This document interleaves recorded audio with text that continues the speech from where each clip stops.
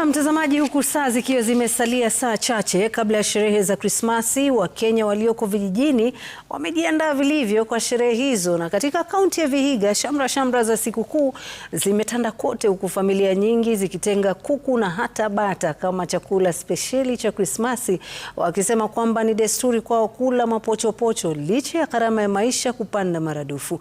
Laura Otieno alizuru kijiji kimoja na kuandaa taarifa ifuatayo.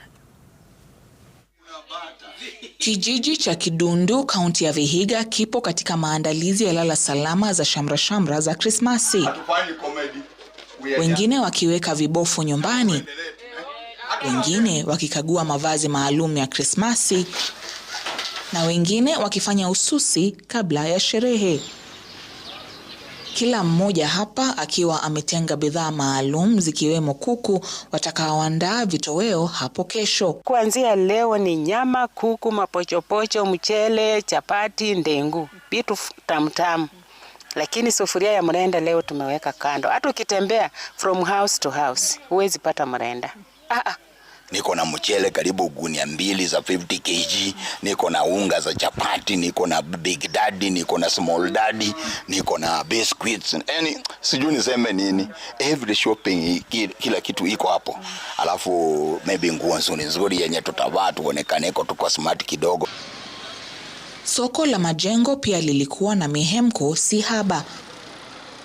Waliofanya ununuzi wa dakika za mwisho wakizunguka mjini humo na bidhaa walizopata. Kanisani pia shamra za Krismasi zilinoga. Hapa maandalizi na nyimbo maalum zinaendelea. Maragoni verses za Biblia zenye zinalingana na kuzaliwa kwa Yesu Kristo. Sasa everything there inatakana iendange na Christmas. Ndio tunaziita malago. Malago ni kitu kama sheria. Kesho naimba marago, nitaenda Kidundu. Uniform ndio hii. Unaona ndio hii. Sasa leo shati ni ya white. Ndio hii sasa ile nitaenda nayo. Licha ya hali ngumu ya kiuchumi, kijiji cha Kidundu kimesheheni furaha ya Krismasi. Wakazi hapa wakitumai kwa sherehe za mwaka huu zitaleta heri njema itakayowasitiri hadi mwaka ujao.